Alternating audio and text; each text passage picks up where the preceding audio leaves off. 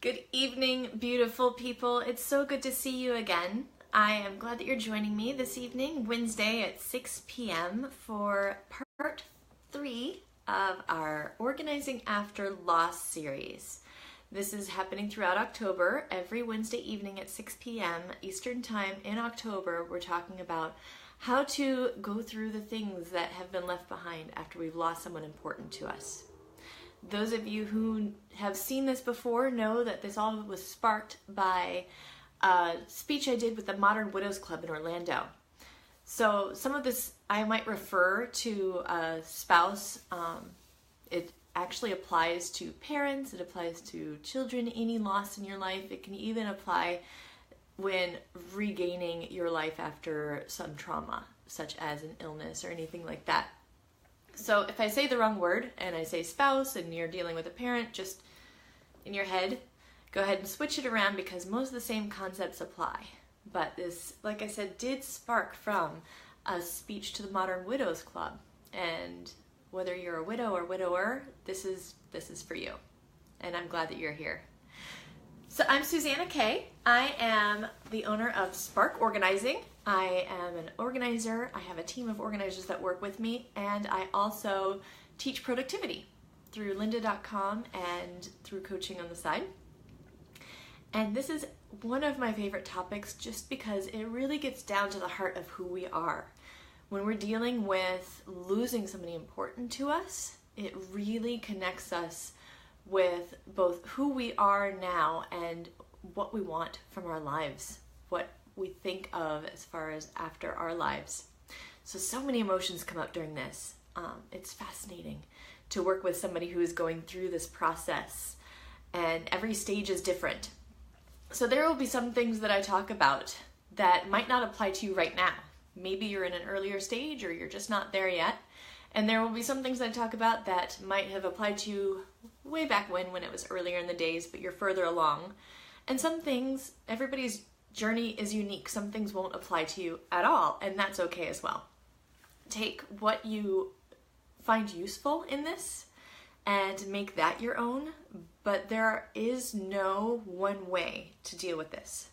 Everybody is unique, and I encourage people to take their journey. Don't listen to shoulds. Sorry, the cat's here. Don't listen to what anybody else says you should or should not do. Go with your gut, take your journey, and hopefully you can find some ideas on how to make that journey a little easier from what I say tonight. I created this in 4 parts. The structure of this, we started with what your journey is and how to kind of set your boundaries, understand what you need, and saying no to people and listening to your gut. Part 2, we spoke about last time, which was the process, the actual how to sort the things, make some decisions on the things that you are going through. And we talked about assessing the area and assessing your space for how you feel about what's going on there. We talked about mourning the fact that you are ready to move on, and sometimes that's hard to realize that you're ready to move on, so we have to mourn that a little bit. We talked about sorting and purging and making some decisions, and we talked about the fact that it's kind of a layer of, like an onion with layers, and you'll repeat that process over and over until you finally get to the part that you're supposed to be at, and that can take anywhere from a couple weeks for some people to a couple decades for others, and that's okay. So that's what we talked about last week. This week, I wanted to talk more about reframing your thinking. It's easy to say, let's just sort and purge and organize, but there's so much that goes into how we feel about the items that we're coming across and all those emotions that come up. That's our focus tonight. Honoring the memories and how to get past, or at least acknowledge, some of the things that come up during this process. And how to reframe it. So maybe you can move forward in a new way and get to that next step when you're ready, when it's your time.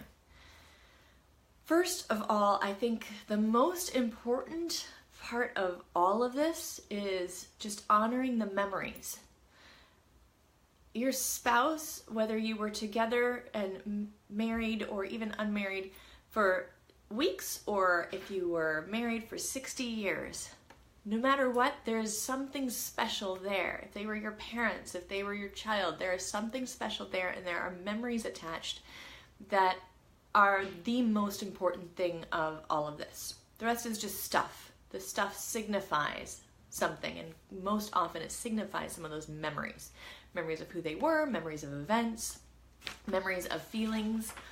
All of those things are so important in this process, and that's what gets us stuck a lot of times. Honoring the memories is probably the most important point of all of this, and keep that in mind. Now, honoring the memories does not mean you have to keep everything or put it all on display. That's not what it means. A lot of things we need to let go in order to not block us from seeing the things that bring up the memories that are most important to us. We can't keep it all. At first we can. In those first weeks or months, yes, keep it all, leave things exactly as they were, do what you need to do, but when you're ready to move forward and you're ready to start going through things and letting go of a few things, then that's when these emotions come up.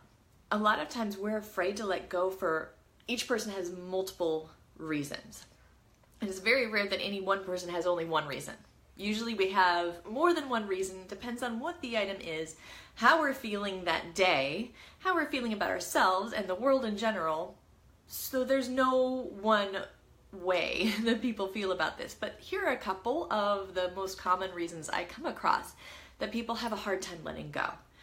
They are afraid that their loved one will be forgotten. That's a really big one. We all want to know that the person we love so deeply is not forgotten, and that people remember them and remember the good parts of them. Sometimes it brings up the stories. We're afraid of letting go of some of the items because we might forget the event that it reminds us of, or the story that it reminds us of, so we keep the item in order to spark those memories. Sometimes we have a lot of guilt. We feel that letting go of things that were important to the person who passed might mean that we don't love them, and we would be showing that we don't love them because we did not keep their baby pictures or their rocket collection that was so important to them.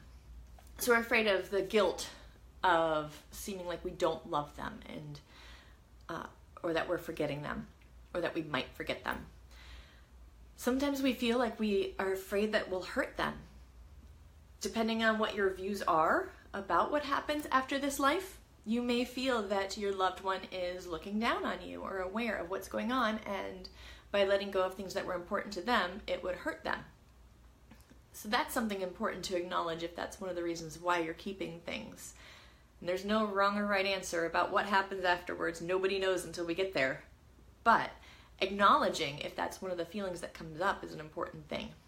And then another thing that surprises people a lot of times that I do hear about 50% of the time is the realization of our own limited time on earth, our own mortality. And we get a little bit afraid that we will be forgotten, and we start to relate their things to our things and how people will process that when we're gone, and some of the things that are important to us, thinking about if somebody just donated them, how would we feel? And we start to put ourselves in this vision of overseeing all of our things going. So that can be very difficult if we're tying it back to our own mortality and our own things, which is a pretty common one. Those are some of the reasons why we may be afraid to let go of some of our items. The fear, the guilt, the anxiety. One of the most important things that you can do for yourself is to realize that all of these negative feelings that you might experience, while there is no quick band-aid, no one phrase that's going to turn it all around and make it better, do realize that that's not what the person that you love wants for you. Especially if you're feeling those feelings of guilt for letting go of things, whether it's guilt from what family members will think, guilt from what they might think, from beyond whatever the form of that guilt is. They don't want us to have negative feelings. They want us to be happy. I don't know too many people who say that they honestly, truly want somebody to be miserable after they're gone. There might be one or two people, but it's very rare. And those one or two people who say that, I have a feeling if they reach deep down inside, once they've passed, then they don't want us to be miserable in their honor. So all of these negative feelings, think about the fact that that is the opposite of what that person wants for you. Holding on to negative feelings and items associated with negative feelings will only hold you back, and it's doing nobody any good at all. There's nothing good that can come of that. So reframe your thinking. If you do find that there are negative emotions coming up besides the normal sadness and hurt and anger and some of these things that we have to process, if you're stuck in some of them, or if you are creating some of these feelings as you're processing things, start reframing your thinking and looking at it a little bit more objectively and from a different angle. We'll talk about a little more about how you can do this. It also depends on what stage you're in as to how well you can do this. When it is very fresh, you're probably going to be terrible at this, and you're supposed to be. You're just supposed to be a hot mess for a little while, and it's okay.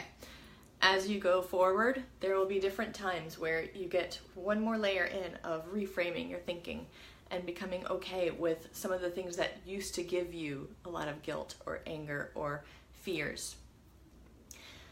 Also, it's important, one of the things we forget, that their things are not them. It's very easy to start to personify the things, to feel like they are a part of them. And generally they are not a part of them, they are something that they owned, and they can be a symbol of something that you enjoyed about them, but their things are not them. So if you're starting to get a little too connected, or in that stage where you're ready to disconnect them from their things as you're organizing, because in that first stage, everything is them. Their half-used shampoo bottle is part of them. But when you're ready to move forward one step, that's when you can really remember their things are not them. Their things are just things. They symbolize them or the memory. And it's okay to keep only what's truly important to you and pass on the rest.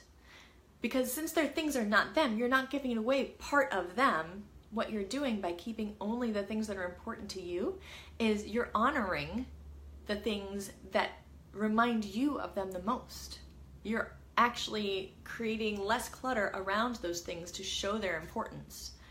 And that just in a mental level is a huge step towards healing. When you can separate all of the unimportant from the truly important, that's a major step that you take along the process. And when you get there and you start to let go of the things that were not important and keep the things that are the essence of them, or that are the item is essential to the story, that's when you've hit that next level of healing when it comes to the things in your surroundings. Now, you can pass on a lot of the items that they had that were important to them if there's somebody who's interested in them. A lot of times, maybe their old high school might want a copy of their old yearbook because they might not have a copy. Or maybe there's somebody in the neighborhood, if you post on one of those websites like nextdoor.com, maybe somebody's got a special interest in old yearbooks or old Letterman jackets or baby photos from way back when. Depending on how old they were, there's more and more interest as they age because it's now more vintage. So you may find some interest if you post to give away in certain places where it will be loved, and that makes us feel a little bit better if we can pass it on to somebody who will love it. We would love to pass it on to family, but family does not always want everything, and we have to accept that. So letting it go to somebody else who will love it and cherish it is the next great step. It's okay to pass it on. Sometimes we can pass it on to people we don't even know and don't see at the end. We may donate things, and it helps to picture somebody getting this from a Goodwill or whatever donation site, the church, thrift store, wherever you donate. Picture somebody coming in and finding that item and loving that item. And just by picturing it, that really helps a lot of times. So when you have a lot of things that you can donate of theirs, whether they're shirts and pants, or if it's their favorite record player and you aren't a big record player person and you don't play records, it just picturing somebody finding that and cherishing it can really help in the process. And there are so many people who have other interests and love these things. They don't need to end up in a box unused because you have no need for them. It's much better to get them out in the world. Then gather and sharing the stories. Okay, now this is probably one of my favorite parts of this. Sharing the stories that you have accumulated about them is so neat. It's just a wonderful part of what we can do as we go through this process. It's nice if you can find some other people who have stories to share with you as well. And maybe you can start a conversation of, hey, I remember when he did this. And then they can come back with, I remember when he did this. And you can find new stories that you've never even heard about them simply by opening up to somebody who's interested and is willing to share some stories with you. Places like Facebook are a great place to ask for anybody who has a memory of the person to share it, because then everybody can appreciate that story. A lot of times as we're going through their things, their items are telling their story as well. If they have children and you want to make sure to preserve it for children or ancestors, then it's a really good time as you're going through some of these things to start recording those stories so they don't get lost, because I'm sure a lot of the stories are just in your head and nobody would have any idea that the story behind that Letterman jacket or the story behind that bowling trophy and all the hilarity that came before. Also, just the things that are important to them. When we have such a large quantity of things, it's hard to tell what's important to the person. And if you happen to know that, you happen to know why, that's a great story to share as to who that person was.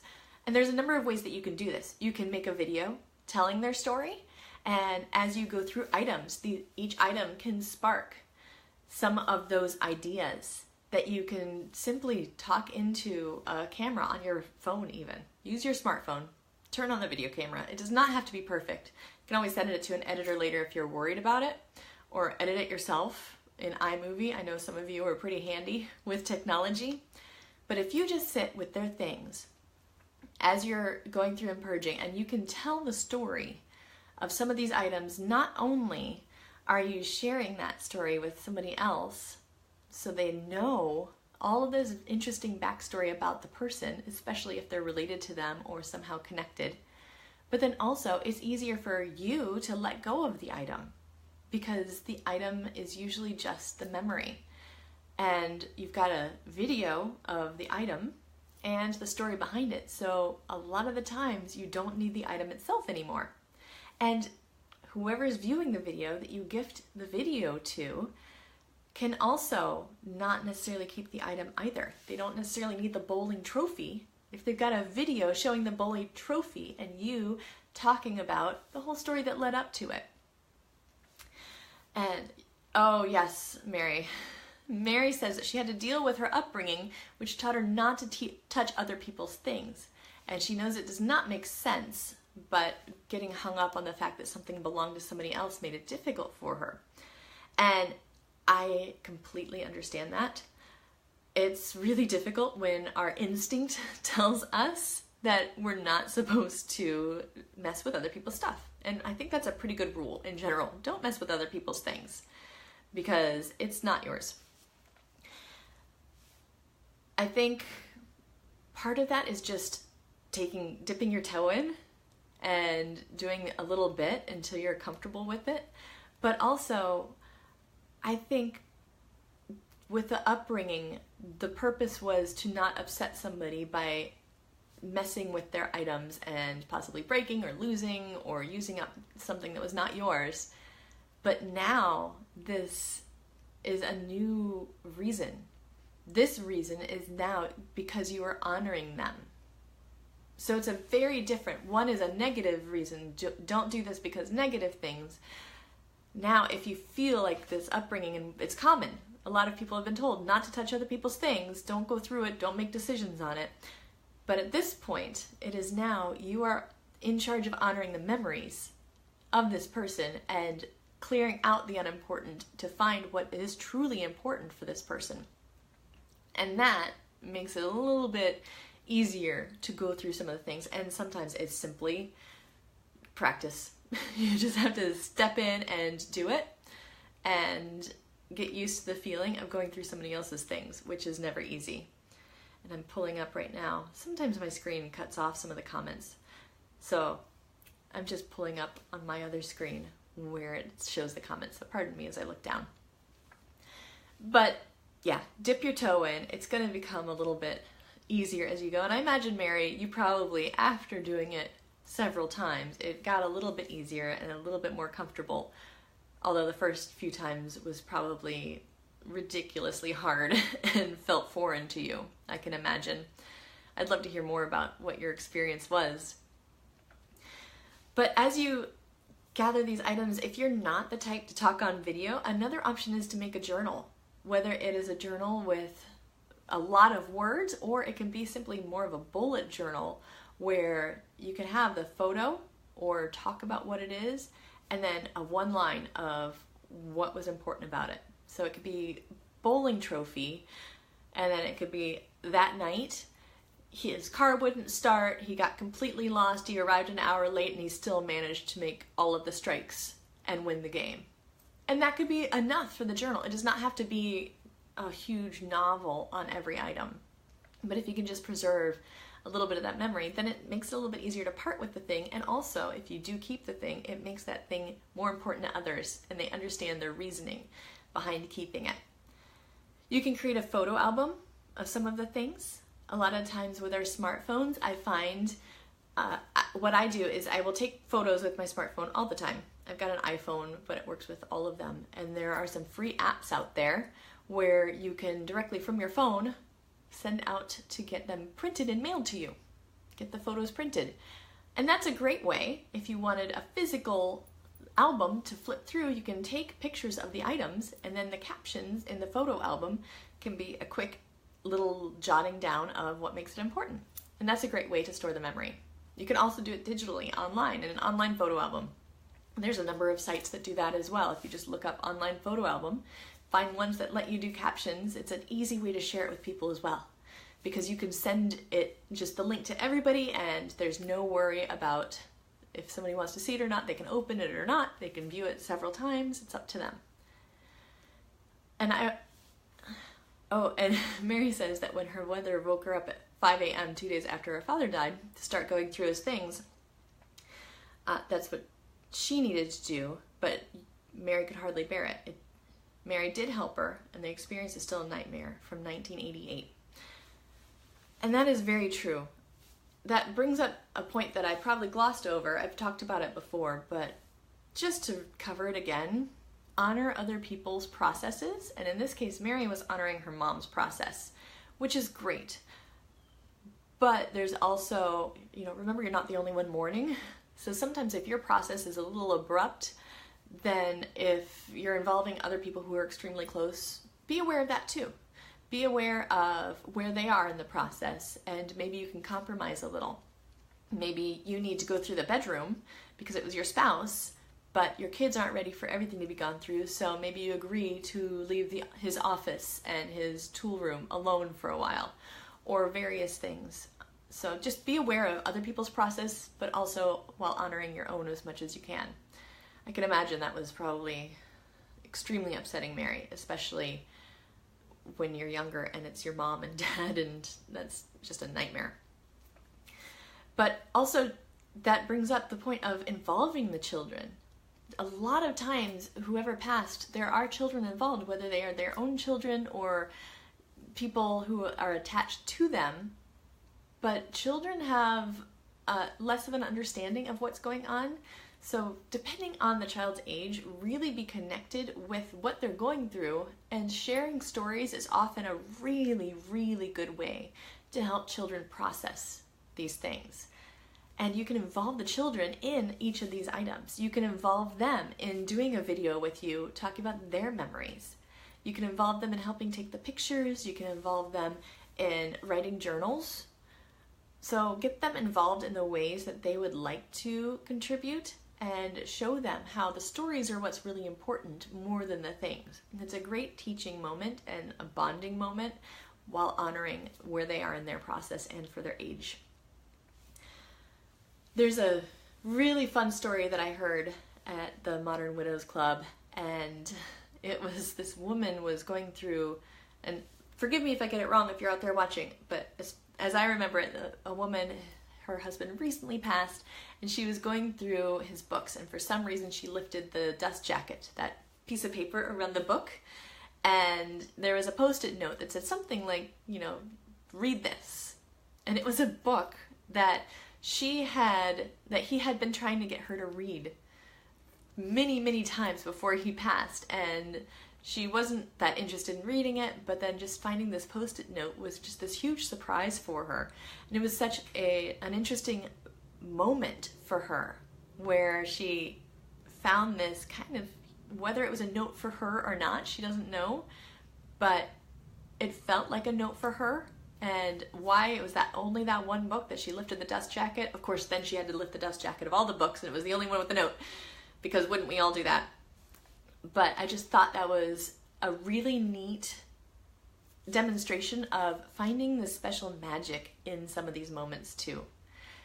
Really allow yourself to enjoy some of the moments, because there will be some really happy memories and fun things that come up as you explore some of these items. There will probably be some surprises, things that you did not even know that they had tucked away, whether it is their need to keep every business card that they've ever owned, and you had no idea that they had an entire drawer full of them in their office, and it's one of their quirks that just makes you laugh. Really enjoy the little things that you find, because there are a lot of special moments in this, and if you can really relish in them and own them and feel them, then it makes the whole process even more fun and even more what it's supposed to be. And be in the moment while you sort and go through things. It's such a time of honoring them and honoring you and where your life is now and what your life has become, and this new relationship that you have with them, because we all take on different roles when things change so drastically. So honor that and make sorting part of the honoring process. And then make space for the new. Whether it's a new relationship that you want or just new experiences. Most of the time we're not ready for a new relationship right off the bat, but we are ready for something new to come in at a certain point. And if everything is too full around you, then there's no space for that to come in. If your home is too full of yesterday's stuff, then you do not have time in your schedule to travel and take on new adventures if travel is your thing, because you're too busy managing stuff and keeping out the house. You don't have time to travel when you're spending that much time on stuff. Or maybe you want to move. Maybe you're ready for a new house and a big change like that.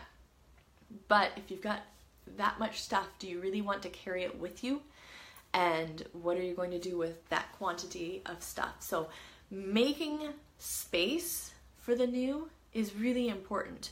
There's been a number of studies that I've read from various places that I'll have to see if I can find some of them again, because I did not save them, but studies about, they did a study of women who slept only on one side of the bed versus, well, actually women and men who slept on only one side of the bed versus women and men who slept in the middle of the bed.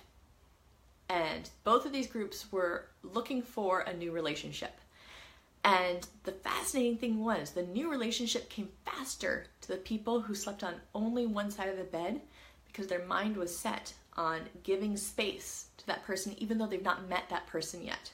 They only slept on that one side of the bed in order to open up room for another person to come in. The same as with a closet. If your closet is entirely full of clothes and you're looking for a new relationship, where are they going to fit? And that's a great place to start making room, and just it mentally opens you up to this opportunity of this new person being there. And it does not have to be with relationships. Travel is another one. If you've got your schedule completely packed and you're spending all of your time between doing things around town, commitments that you've had, work, and managing the house, because maybe the house is overly cluttered and you can't find what you need and it's harder to clean because there's too much stuff, then you're not allowing space in your schedule for travel. Or maybe life changes. Maybe you decide that you want to take up a new hobby. Where's that going to fit if there's no space for it? And that's another way that we can reframe our thinking, is letting go of some of the past things in order to allow new things to come into our life. And I can't stress how important it is to just allow those new things to come into your life, because that's the whole next layer of that onion. Again, a huge step is when you're ready to explore something new and find new joys. And when we can get there, then we know that we've gotten to a good level where we're pretty far down the line of healing when we add in new joys. I know, Mary, you've added in a lot of genealogy, which has been so fun to watch you do. And you've created space in your home for it, and you've created space in your life for it. And you've even incorporated honoring Al with that, which I think is amazing. It's a great way to still honor them and include them, but not focus only on that, and move forward and find something new in your life. So another way to reframe your thinking is to find something new that you could have in your life and create space for it, which means letting go of some of the old in order to get the new back in. So one moment, I dropped my paper because otherwise I always forget where I am. Yes, that's so funny. That's true. Al and you, Mary Al and you were seventh cousins, which you did not know until you got into genealogy, which I love. So far today, we spoke about some of the reasons that we're afraid to let go, and acknowledging what our fears are so we can deal with them. The first step is acknowledging it, and just by bringing it out of the light, sometimes that really helps us deal with it. Some of the reasons we're afraid that they will be forgotten, afraid that we will be forgotten, and worried about our own mortality. Forgetting the stories that went with some of the things. The guilt of letting go of things, meaning that you don't love them anymore or love them enough. And being afraid of hurting them by letting things go. So by acknowledging how you feel as you're going through things, if any of these resonate with you, or I'd love to hear it if you had some other feelings that came up that you've kept you from letting go and that you got a little bit stuck on. Like Mary mentioned with her, feeling a bit nervous about going through somebody else's things because it's not how she was raised. I'd love to hear it in the comments. Please let me know. But those are some of the reasons that I hear the most often. And then the fact that fear and anxiety and guilt and all of the negative feelings are not what they would want for us. And all of those negative feelings are not helping us in any way. So when we're ready to let go of those, that can be another step forward. And we can feel free to let go of those because it's not what they want for us. Feeling guilty or sad or anxious is not going to help them or us. And then reframing your thinking, which depending on your stage could take a number of different shapes. Depending on where you're at, it'll take different shapes. And sometimes you will be ready for one and you won't be ready for the other. So you'll find as you hit those layers, some of these are a little bit more relevant to you. And you might have some that I have not listed. Again, I would love to hear them. So in the comments, please let me know any of these ways that you reframed your thinking to get past something, because that can always help other people. We end up having hundreds of people watch these videos, and when people share some of the experiences they've had, it's amazing how I hear sometimes privately how so-and-so said something on the video and that opened it up for them and made them realize they weren't alone. So please let me know what has worked for you as far as reframing your thinking. Remember that their things are not them. It's just things and they are symbols of them, but they are not them. And we can pass on what's not important to keep only what is important, because if we keep everything, nobody can tell what's important at all. So let go of the things that are in the way so you can see the things that are truly special and honor those. Otherwise, they might as well just be the half-empty shampoo bottle is equal importance to the bowling trophy. And I'm glad, yes, taking pictures of items, we talked about that, and Mary said that as I taught her, taking pictures of items helps you let go, because it's preserving that need for the stories and preserving the item without having to keep the item. Thank you, Mary. Yeah, and gathering and storing those stories is so important, and there are a number of ways that you can do it, whether it's making a video, writing a journal. It could be a bullet journal where it's just simply one-liners. It can be a photo album with captions, whether online or digital or in person, physical, and asking others to share their stories, including children. Sharing stories with children and having them take part in the process is great, as long as that's where they are in their process and it's something they're open to. That's a fantastic way to come closer together through it. And then finding the gifts in the moments while you're sorting. We talked about the Post-it note on the book, and we talk about the annoying quirks from when they were around and how now they're endearing when you find that whole drawer of business cards. You think, I can't believe they had even more than I ever knew, and it makes you laugh. Just being in the moment and making sorting and processing these items part of honoring them, even as you're letting them go. And then we talked about making space for new, and the fact that if we keep everything, then there is no space for anything new to come into our lives. Whether it's travel or new experiences or a move or a new relationship, wherever you're at in your process and your desires, a new hobby, you need space for it. And clearing out some of these things can create not only the physical space, but the mental space and space in your schedule as well. Just not dealing with all the clutter around the house or dealing with the boxes, but mentally. It just opens us up to new opportunities when we let go of these things. Otherwise, they're in the back of our minds and they keep holding us back until we've gotten down to just those important things. I hope that you found a couple of nuggets of information from this video that have been helpful for you. Again, I'd love to hear what's worked for you, what your process has been, anything that has held you back, that you're either still stuck in some of those thoughts or that you've gotten past that maybe somebody else can learn from, and we can all help each other out by sharing our experiences and not feeling quite so alone. And then next week is the last part, is the last video in this series, and we will be talking about how to decide what to keep and what to do with what we do decide to keep, honoring those memories and those things in creative ways. A bunch of those decision-making questions and the different types of items that you might want to consider keeping that could be important. And that is next week. I hope you join me next week at 6 p.m. Again, it's Wednesday. It's the last one in our series, the last Wednesday in October. And I will be here 6 p.m. Eastern Time. I am also going to be live tomorrow, Thursday at 11 a.m. And we are talking productivity and home office. So tomorrow we're talking about time management and some of those basics of time management, those basic concepts. So we'll talk about fire time, we will talk about batching, pardon the dogs, we will talk about batching, we will talk about using a timer, all of those basics. And that's tomorrow at 11 a.m. Eastern Time, same place. And hold on one second.